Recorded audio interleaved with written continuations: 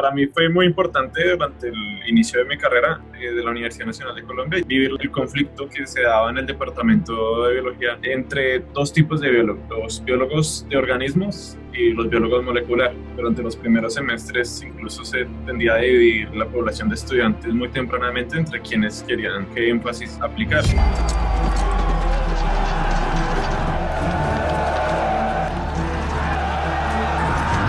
Yo escogí biología molecular y fui muy radical en ese tema. Yo no sé nombrar una planta.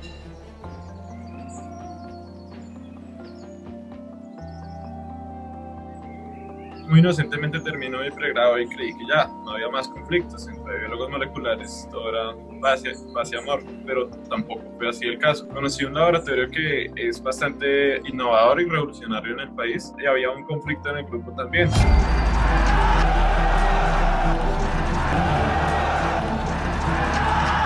Bueno, Aymen, muchísimas gracias por participar en Ciencia Café para su merced.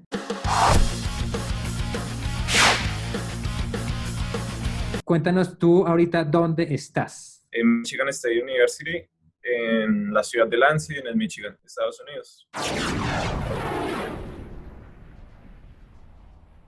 Los pequeños RNAs son pequeños precisamente por eso, en comparación con los mensajeros, no comunican ningún mensaje. Les llaman también interferentes, precisamente por eso, porque en vez de comunicar un mensaje para producir una proteína, atacan, regulan negativamente e inducen incluso la destrucción de esos ARN mensajeros para evitar que estos produzcan proteínas. No hagas proteínas. Entonces tú trabajas con estos disruptores de información. Sí, pero recientemente se revolucionó también el tema. Uno dice en la literatura biológica microRNAs y de una lee el nombre interferentes, pero las plantas son más versátiles y son los únicos organismos hasta ahora donde se ha descubierto que hay microRNAs que son activadores, no solo destructores de mensajeros. ¿Cómo activan? Muy parecido al mecanismo de destrucción, solo que al RNA grande que destruyen, al que se unen por complementariedad, esos trozos que se generan al destruirlos son otros pequeños RNAs que sirven para inactivar otro RNA. En vez de estar inactivando está produciendo o promoviendo la síntesis de esos otros pequeños RNAs. Entonces terminan siendo menos por menos más, un microRNA activador. Con razón, ahorita estás trabajando con plantas. Sí, ahí está pasando todo lo chévere.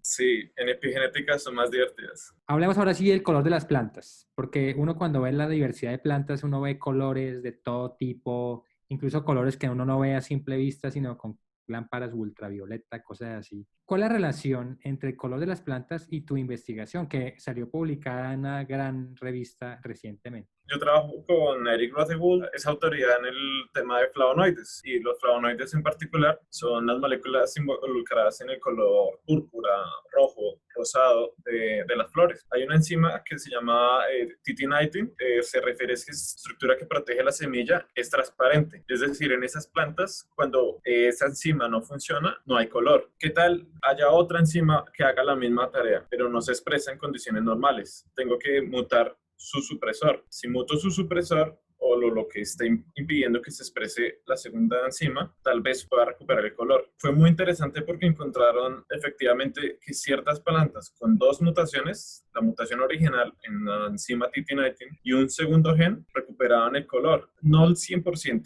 Lo recuperaron al 50%. Entonces, pues, lo primero que se pensó fue, pues puede ser que sea una enzima con la misma función, pero no, resultó que 4 de las diferentes mutaciones coincidían en toda la maquinaria que produce los pequeños RNAs, pero teníamos que entender cómo. El paso crucial fue preguntarse si se recupera el 50% del color, ¿dónde está ese otro 50%? Creemos en la conservación de energía, ¿no? Y sabemos que tiene que estar ese otro 50%. Y ahí fue la gran sorpresa a la hora de evaluar dónde estaba ese 50%, resulta que perdimos el color púrpura, 50% de color púrpura, pero ganamos 600% del color amarillo. Ahí fue cuando nos dijimos, las plantas no están sumando. ¿Cómo así que estábamos buscando 50% y encontramos 550? 550%, 6 veces más de los pigmentos que estábamos buscando. Y encontramos fue que estas plantas con las dos mutaciones enloquecían. En estas plantas 1 más 1 no era 2.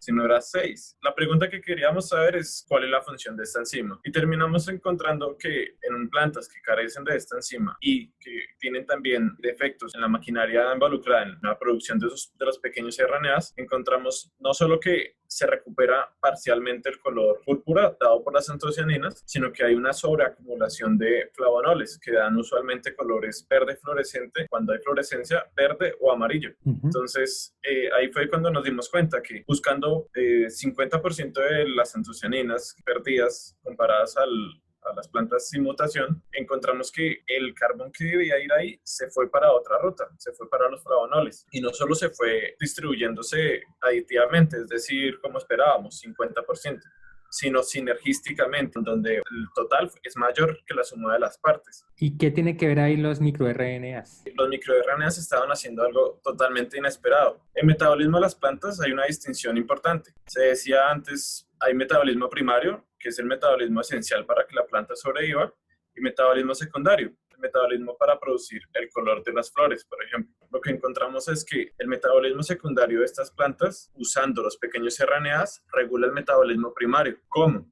Resulta que en las plantas con las doble mutación, la cantidad de azúcar, tal cual el azúcar de mesa, pero que recorre el floema de la planta, en vez de ahorrarse, se estaba distribuyendo a producir más color. Y eso es gracias a que se perdió la interferencia o la destrucción mediada por pequeños RNAs de una enzima clave en la distribución del azúcar. Y entonces si la planta invierte azúcar en producir color, ¿está afectando negativamente a la planta porque no está pudiendo usar ese azúcar para su metabolismo?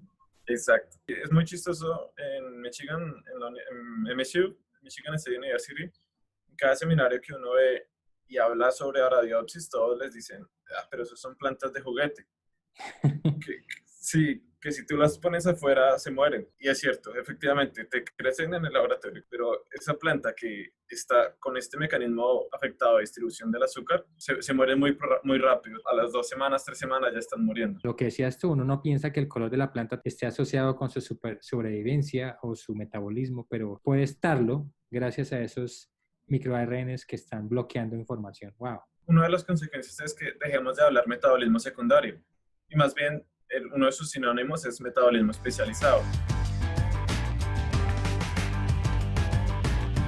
Anécdota científica. Antes de que supiéramos que en la planta no se está almacenando azúcar, sino consumiendo para producir color, sometimos el trabajo. Sí. Para nosotros encontrar sinergia ya justificaba someter el artículo, pero no, fue rechazado y nos pidieron, expliquen qué pasó, al menos díganos de dónde viene todo ese carbón. Eso fue una escena muy chistosa porque los investigadores que estamos involucrados en el trabajo somos totalmente de países diferentes. Todos tenemos un idioma diferente y no solo un idioma diferente. Al menos uno diría, nos une el idioma científico, tampoco. Hay un bioquímico, un biólogo molecular, un biólogo computacional, que soy yo, un químico puro. Entonces, cada uno tiene su especialización en temas diferentes, su lenguaje diferente. Ponernos juntos a entender un efecto sinergístico fue muy difícil, pero muy divertido, muy enriquecedor. ¿Cómo ves tú ahora esas guerras en la universidad entre áreas diferentes? ¿Cómo las ves desde lejos? ¿Crees que no tienen mucho sentido ahora? Sí, diría que si seguimos pensando así, vamos a escribir solo eventos muy puntuales que ni podremos comunicar. No trabajé el metatarso de no sé qué parte, ¿sí? En cambio, si abandonamos esos egos, esos orgullos, y por ejemplo pensamos más en integración, ya hemos descuartizado todos los fenómenos en sus mínimas partes y no podemos armar todavía nada. Entonces, que los biólogos organísmicos piensen también en moléculas y que los moleculares también pensemos en explicar fenómenos reales, o sea, visibles. Me parece que esas guerras hay que abandonarlas. Exacto, estoy completamente de acuerdo.